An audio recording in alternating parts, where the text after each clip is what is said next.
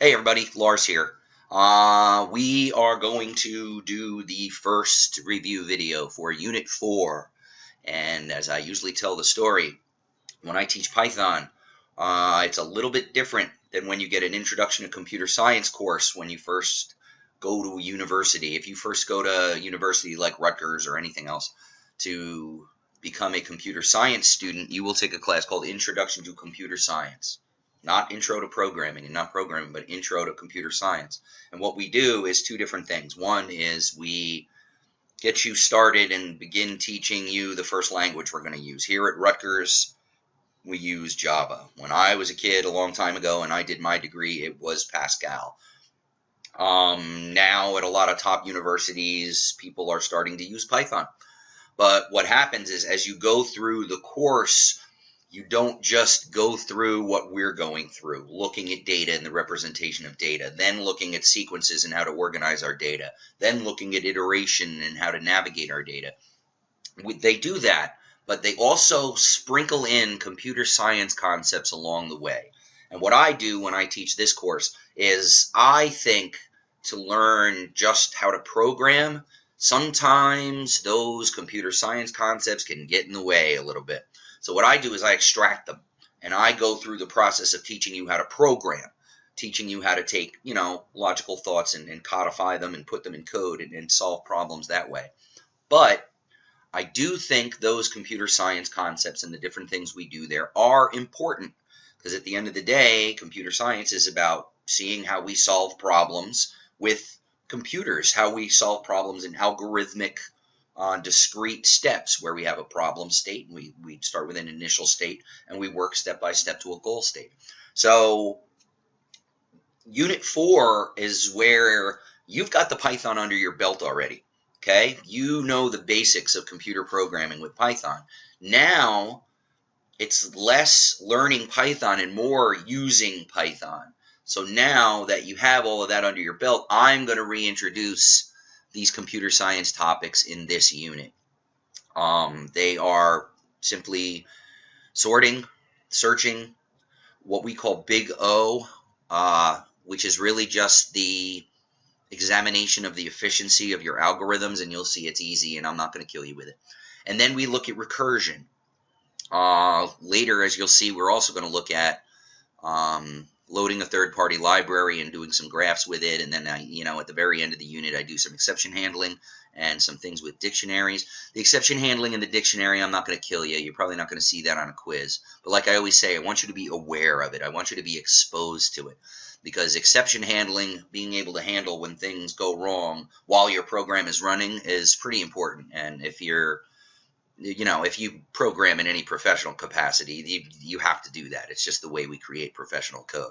You have to think of all the things that can go wrong, and you have to handle those situations. And that's all exception handling is. Dictionaries are very important. It's a data structure that is used in Python all of the time, but because, and I'm going to tell you this story when we start talking about sorting, I've only got 11 weeks to teach you Python. So I've got to make decisions on what we concentrate on, what we do, what we don't do. One of the things I really don't sit on and go over is dictionaries as a data structure. But I want you to see it, so I put it in the slides. Boom, boom, boom. All right. Let's get started. Let's run through what we're going to run through today. The first video, I'm just going to go through basically the first half of the slides. I'm going to go through sorting. We're going to talk about searching. And then we're going to talk about Big O at the end of it, because it kind of tells a linear little story. Let's go. I think I have the slides set up here. If you have a chance, go read about the supercomputer. We're ranked number 2 in the Big Ten as far as our supercomputer is concerned. That is us. Today, the first day of the unit, and this is where I want to be, the sorting hat. The story is this. When you first go to university to become a computer science student, you basically do some of the things you guys have been doing. You learn about the representation of data, integers, floating point, boom, boom, boom. You learn about simple lists. When I was a kid, they were just called arrays. You learn about for loops and iterating and things along those lines. But then, if you take your class in the fall, like I did when I was a kid, around the beginning of October, you are introduced to sorting. And sorting is not necessarily difficult, but there's a whole bunch of different ways to sort data, be it numerical, be it alphanumerical. And for the next couple of weeks, sorts and sorting are the bane of your existence. And because you're young and you don't know what you're doing yet, you wonder, why in God's name am I sitting here bothering with all of these crazy sorts? Bubble sort, quick sort, J sort, merge sort. Why do I care about all of these sorts? When you get older and you get further on in your computer science program, or you turn into an old fuddy-duddy like me and you work at a university, you realize that that is the way that we introduce the efficiency and the examination of algorithms to young students, because the different sorts have different efficiencies. Some are terribly inefficient, like a thing called a bubble sort. You'll see the bubble sort. And some of them are very efficient, like a merge sort and things along those lines.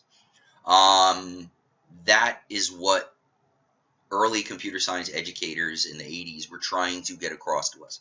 They were trying to show us, look, this is the way we solve problems. Some of them are efficient, some of them aren't efficient. You need to have your eyes on that stuff.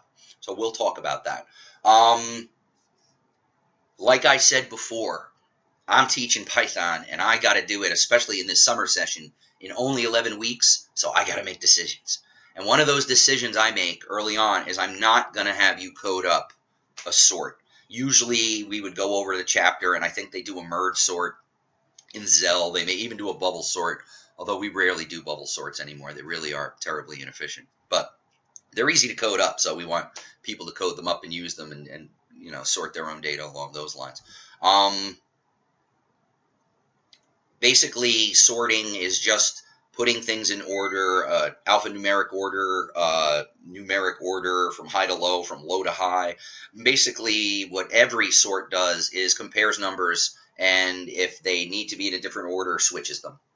And some sorts will break things down into different groups and sort the groups and then put all the groups together. Some things will grab an item and compare it to everything in the list up and down the line. There's a whole bunch of different ways to do sorts. And what I do is I give you the URL to sortingalgorithms.com, where you can go and watch these sorts run and see all the different kinds of sorts: insertion sort, bubble sort, merge sort, quick sort. They are all there. And they'll even show you them in pseudocode, so you can see how they work and what they're doing. All right? You don't have to code up any of the sorts. If you want to, that's fine. There's a couple of ways to do it in Zell in the chapters I give you, but I'm not expecting you to code up a sort and know the algorithm for these different sorts right off the top of your head. As you can see, Python has a built-in method on lists so that you can sort your list anytime you want. And Python uses a thing called the TIM sort. Now, a lot of these sorts have been around since the 50s or 60s. It's funny, the TIM sort has only been around since the early 2000s.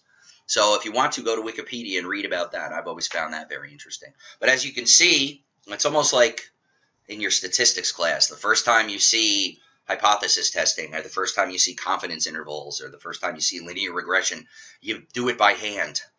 And you're like, oh, this is crazy, this is nuts. But after you do it by hand once and you understand it, then the professor will say, okay, from now on, let the computer do it. Let SPSS do it. Let R do it. It's kind of that way with sorting, too. In computer science, we make students code up a couple of different sorts so they understand the inner workings. And then when they're done, we say, all right, you'll never have to do that again. We're skipping that part. I'm not going to make you code them up. We're going to jump right to the answer, which is, ta-da, using a sort method.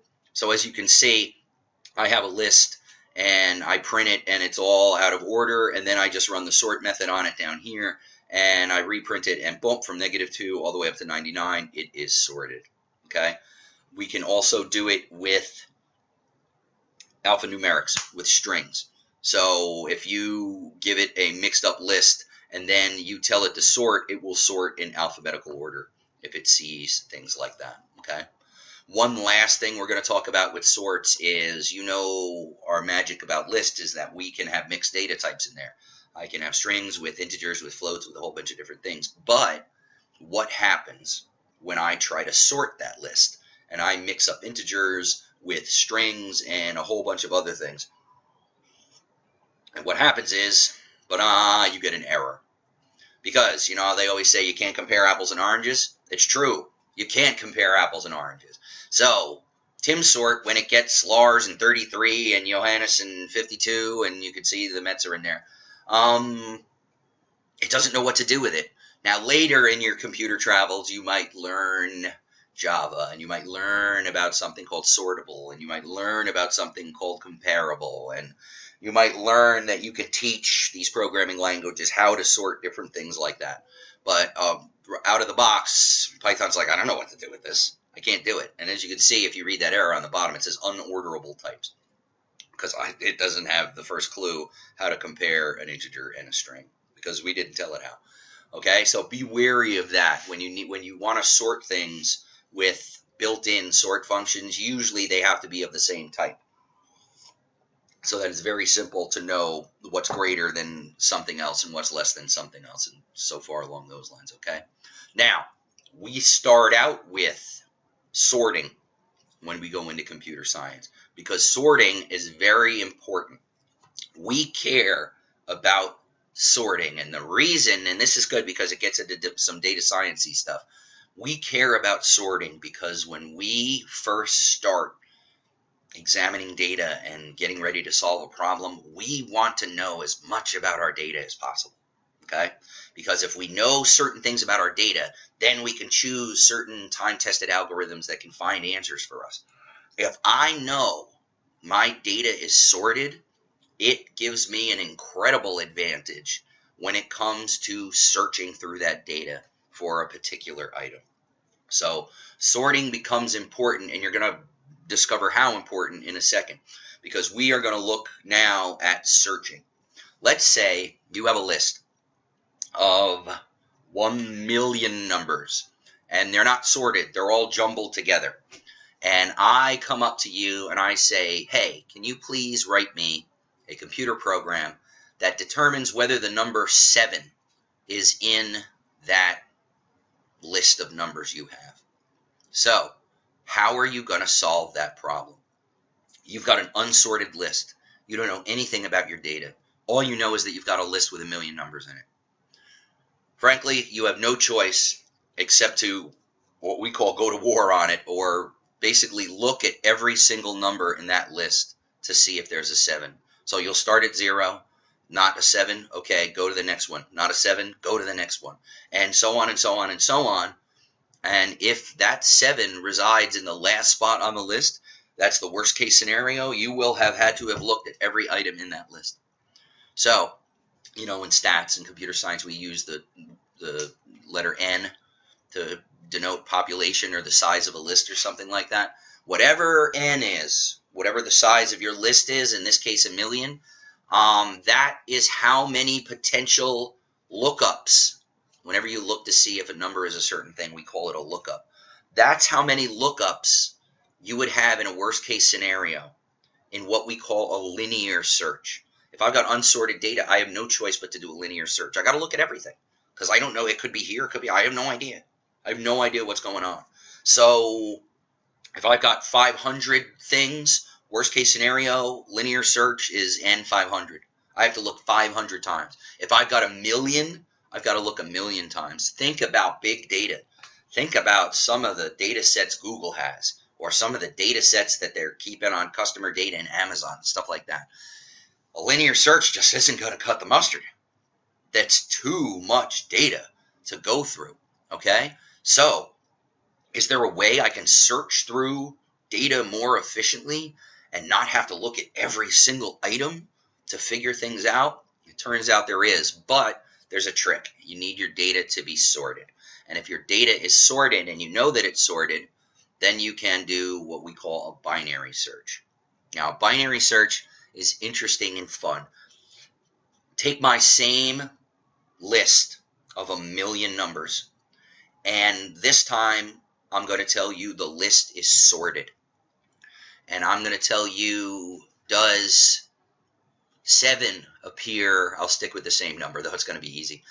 Does 7 appear in this list? Well, what can I do if my number is sorted? My data is sorted. I can play high-low. I go to the middle of the list.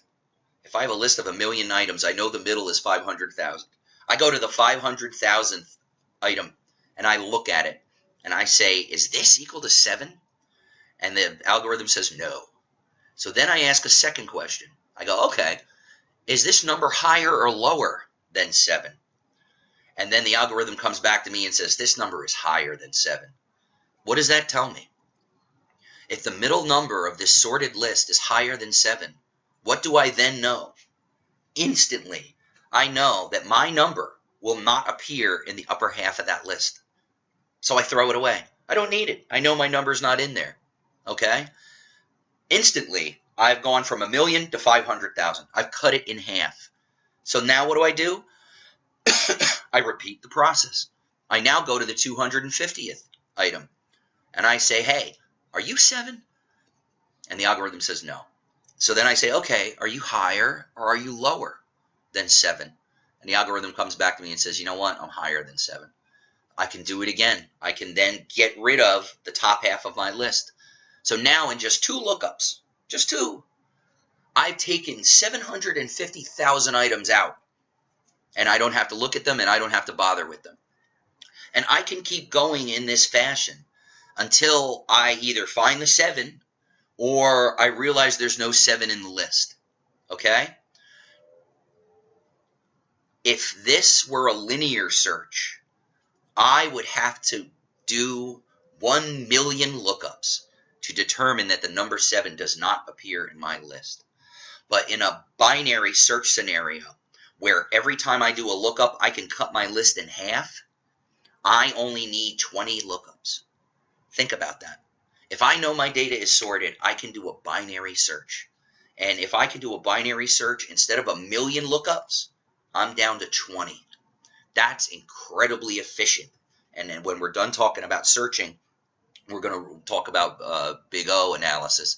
And we're going to see binary search is incredibly efficient. So if I have sorted data, I can now start doing sort things to show you. Here I just do it with 16 items and I show you. Big list, cut it in half, cut it in half, cut it in half. Only 5 lookups, I can find something in 16. Okay? It's instead of having to look at 16, I only have to look at 5. That doesn't sound so fantastic, but if you take the example of 1,000,000 and compare it to 20, that's huge. You're going to see it's log n. It's the opposite of exponentiation. We'll get into that when we talk about Big O. Right now, I want to show you the code. And I'm going to show you, actually I have 1,000. I have 1,000,000 down there. I create a list of 1,000,000 numbers. And then I search for the worst case scenario, 999,999.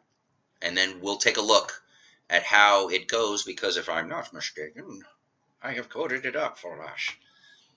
I call this blsearch.py. B for binary, L for linear, because I am a good egg, and I also coded up a linear search down there. We are going to compare the two. But this is the code right here for a binary search, okay? I get it. It looks complicated at first glance. Trust me, it's not. Please, trace through it. Look at what it's doing and how it's doing it. You will find that when you look at this, all it is doing is taking a list, going to the middle of the list, seeing if a number is what I'm looking for. If it is not, then I cut the list in half. Okay? That's all I'm doing. And I do it with indexes. I have a number called mid, and mid is set here. It's low plus high divided by 2 with integer division, because I'm doing an index. I don't want any floating points. And middle is always the middle of my list. So if it's 1,000,000 long, middle is going to be 500,000. If it's 500,000 long, middle is going to be 250,000. And I keep looking at the middle for the item, and then I ask, is it higher or is it lower? See? Well, I ask lower here, and then I use an else, because if it's not equal to and it's not, lower, then it has to be higher.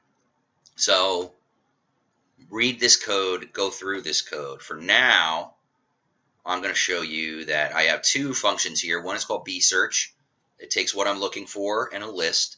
And I also have lsearch, which is a linear search, which takes the number I'm looking for and a list. And linear search is just, it goes through a loop and looks for it, blah, blah, blah, blah, blah, blah, blah, blah. So what I do here is I create a list. I use range to create a list from 1 to 1,000,000, and I put it in a list called mynums. Then I give the binary search the worst case scenario for a list of 1,000,000 numbers. Okay, and then I print it.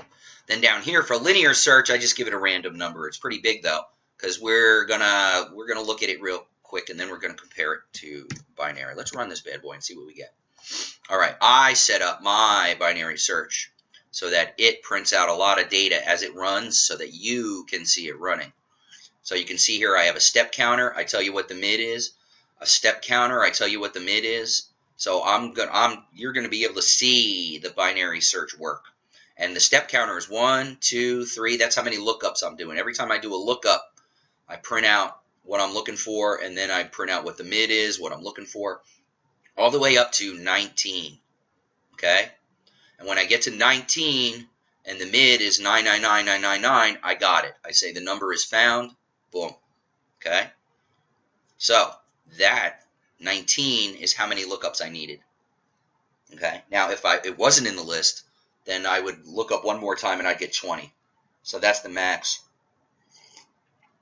on a list of 1,000,000 numbers. That's incredible, to be able to search 1,000,000 numbers with only 20 lookups. But that's what binary search gives you. That's what sorted data gives you. Now, my linear search, I looked and, hey, I found the number. Of course I found the number. It's an ordered list from 0 all the way up to 999. But look how many times I had to look. Okay, because we start with 0, it's one more than the actual item I was looking for. Now, if I do this, and I change this to look for 999,999. In the linear search, I'm going to look for the same thing I did in the binary search. And even though it ran pretty quick, it's because it's a computer. If we did this with billions, you would definitely see the difference in efficiency. In only 19 lookups, I found my number. The linear search said, oh, it said number not found. Why did it say number not found? Interesting. Did I do something wrong? What if I gave it a name?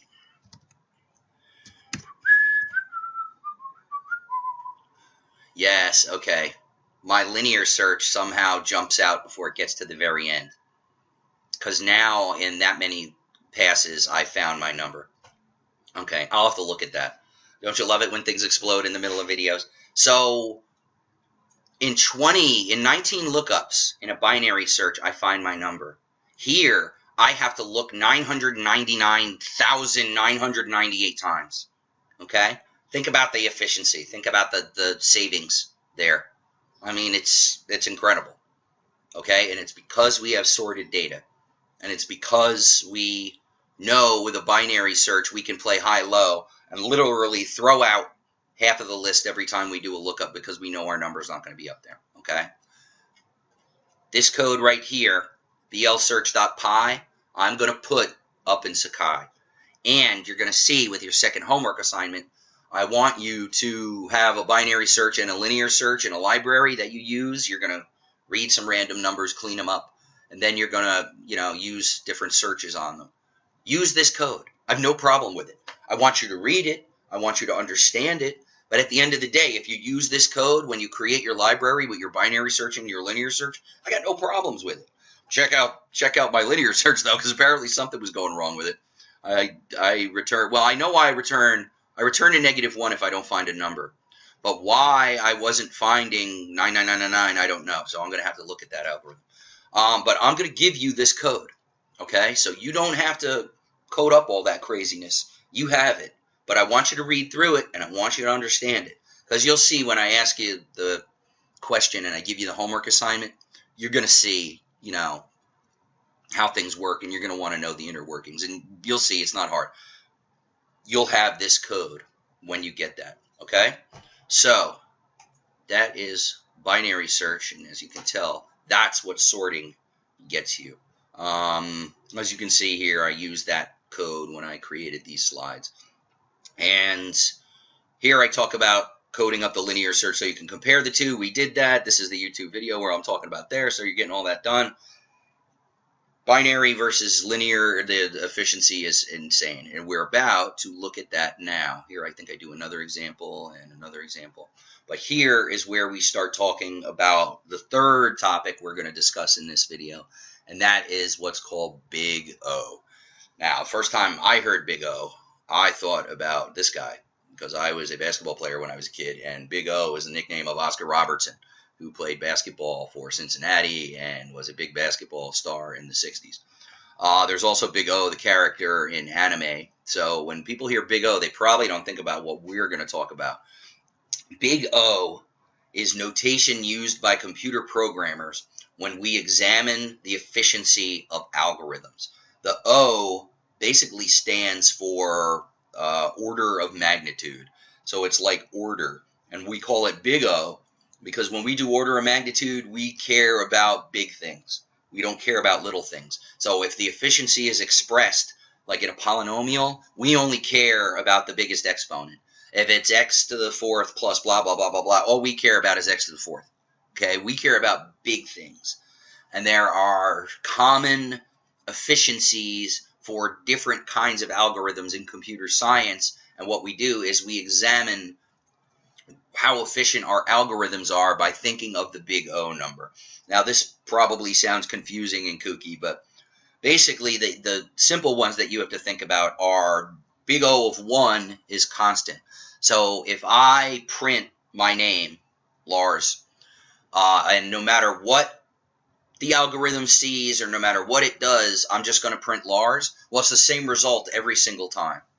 So it's constant. It's Big O of 1. When I have a task that maps to the size of my data, like we did with a linear search, then Big O is N. So if my list is 1,000,000, then N is 1,000,000, then that's what the Big O is. It's N. It's whatever my data size is. Because in an unsorted list, I've got to look, I potentially, worst case scenario, have to look at all of the data. We always look at the worst case scenario because we don't want to get bit in the rear end when we do efficiencies. Some people will say, well, can't you just, do the average? Do the. No, you can't. Because the minute you start planning on the average won't happen. Murphy's Law exists, believe me, and it is very strong when it comes to computer science. So we always, when we look at efficiencies and algorithms, look at worst case scenarios. Okay? So a Big O for a linear search is whatever the size of the data is, or N. The binary search is different. Here, I believe I went to Wikipedia and stole a graph to show you some Big O complexity numbers. A binary search has Big O of log N. And if you remember your math classes when you were in school, I don't know when you get logs. Do they even do logs anymore? Logarithms are basically the inverse of exponentiation. So where exponentiation gets big, and you can actually see some on that graph, log is the other direction. It gets small. You can see here it's red. It's right here very close to the actual number itself. You can see O of N, which is a linear search, maps 1 to 1. These dimensions are weird, but you see that's 100, that's 100, boom, right there. So if it were 70, it would be 70. 50 would be 50. O of log N is super efficient, so it's super low. So if you had 100 elements to search through, it's incredibly small, the number of lookups that you would need. Because think about it, for 100, you'd go 50, 25, 13 down the line. It would be like 5 or 6. Okay, so that's how efficient the binary search is. The Big O for a binary search is log N. Now then we can get some bigger ones. We can get like N log N, which is like, I don't know, merge sort. That's for a lot of things that get divided up and then put back together.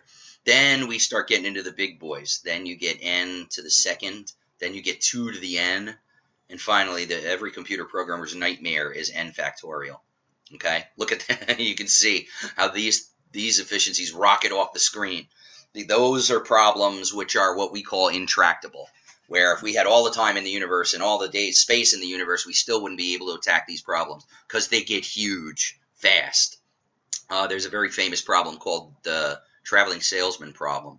If you look it up, it's traveling salesman problem, or TSP.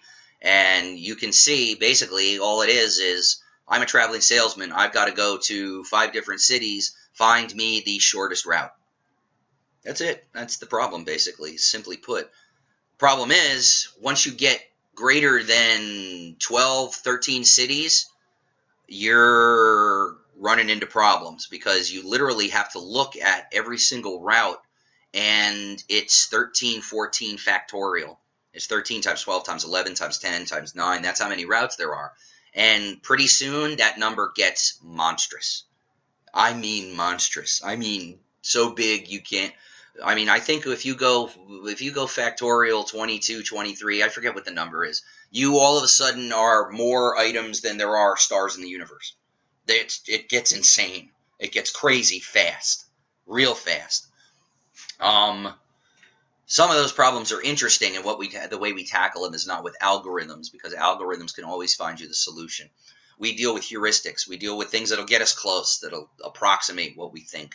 And there are some decent heuristics and approximations for the traveling salesman problem, but still, it's pretty huge. If you want $1 million, go to the Clay Mathematical Institute and study up the P versus NP problem. That's pretty much what you're dealing with when you're dealing with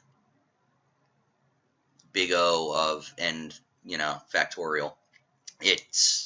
Those are the kind of problems, and I'm not going to get into polynomial versus non-deterministic polynomial, but those are the kind of that's like the biggest problem in computer science. But I digress once again. I don't want you to think, oh my God, I haven't done logarithms in a while. Oh my God, I don't want to deal with factorial 22, factorial, blah, blah, blah, blah, blah. You won't have to. Again, I want you exposed to this. I want you to see it. I want you to understand that your linear search is O of n. So it goes up as the number of data items goes up. I want you to understand that a binary search is O of log n. So it's very efficient, very, very small, even for big, big numbers. I mean, it's only 20 lookups for a data set of 1 million items, okay? So I don't want you to worry about big O. I want you to see it. I want you to feel it. I want you to understand that when we have algorithms, we do examine them to see how efficient they are, and we have ways of, saying, oh, this one has big N of n log n, so we can understand the efficiency is going to be this. It should take this long to run on this much data, blah, blah, blah. We want to be able to do that, and this is how we do it with big O complexity. Okay? All right. Then that, if I'm not mistaken, and I have some other rather technical-looking things here. Oh, okay, and I talk about P versus NP in the slides. And then we get to the break. Okay? I'm saving recursion for the next time we meet. Well, the next time we meet on YouTube in the next couple of days. Because today is Saturday, the 9th of July. First day of Unit 4.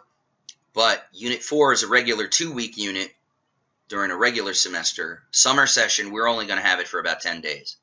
So this unit's going to actually close on July 19th. So get going, get reading, get doing, get watching this video. Again, I'm preaching to the choir. If you're listening to me right now, you've watched the video. Do not forget that your midterm assignment is due Wednesday, the 13th. You have until midnight. You can put it in the Dropbox, okay? You know what? I'm probably not going to grade it till the weekend, so if you want to hand it in at noon on Thursday, go ahead, all right? I'll give you a little bit of extra time on that if you need it. But don't sleep on Unit 4 because it's going to happen. It's going to happen fast. Unit 3 is 3 weeks. Unit 3 is a lot of work because Unit 3, if you think about it, you did functions, you did file I/O, you did libraries, you did a bunch of stuff in that unit. But this is the dividing point right here. You know Python now. The first 3 units teach you Python, and you can now use Python to do different things. Now, computer science topics, think about it. Did we learn anything really new about Python? No, we're not learning Python anymore. We're learning how to use Python. We're using it to sort data. We're using it to search through data. Okay? So you're using it now to do different things, and that's the way things are going to go forward. We'll learn some new stuff when it comes to object orientation in Unit 5, but I mean, this summer is whizzing by. Think about it. It's already July. It's like second week of July already. Where the hell's it going? It's going to be fall before we know it. Okay. Another item, probably tomorrow, Sunday, the 10th, I am going to release all of the information on the final project because, frankly, there's only 5-6 weeks left in the course. Okay? So you're going to have to get started on your final project. It has different components and different deliverables. You're going to have to do a pitch proposal, and you're going to have to do a design document, and then you're going to have to code up the final thing, and boom, boom, and all will be revealed tomorrow. So be on the lookout for that, okay? And other than that, keep up the good work. You guys are keeping up. I realize you guys are getting in 11 weeks what other classes have done in 15. So, and you seem to be handling it, which makes me happy. I was worried it might be too much. I still think you're getting clobbered with a lot of stuff, but I mean, at the end of the day, it's beneficial because you're going to know Python and you're going to be able to move forward and do a lot of data science stuff that a lot of other people without Python aren't going to be able to do. All right, then I'm getting out of here. I don't know. Maybe I'll grade quizzes later tonight, or I'll do something else along those lines. Worry about Unit 4 right now. Don't worry about Unit 3 grades, because they're probably not going to happen until late this coming week. When Hans has to do the assignments, I have to do the quizzes. We have to put it all together in the grade book. We have to send them out. Boom, boom, boom. So we'll get all that stuff done for you. You worry about Unit 4 right now. And I know I wish, and I even said that in the announcement I did today. I wish I could say, hey, take it easy for a couple of days. But we're too truncated with summer. I mean, Unit 4 is going to be over within 10 days. And believe me, I do not want to short you time with Unit 5. Unit 5 is where I want you to have the maximum amount of time.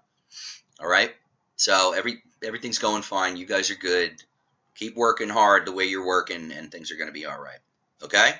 All right, then you be good, and I am going to get out of here. I hopefully will be getting you your second Unit 4 video Tuesday night-ish, I'm thinking. Hopefully I have some time and I can shoot it late Monday night. Monday's a super busy day for me, though. So is Tuesday. So I'm probably not going to be able to do my Python stuff till later in the evening. But I want to keep my promise to you that I get you all the resources for a unit a full 1 week before the end of that unit. And already that's Tuesday for Unit 4. So I want to get you those things, all right? All right, then I'm getting out of here. You be good, and I will be talking to you via YouTube in a couple of days, all right? Be good. Bye-bye.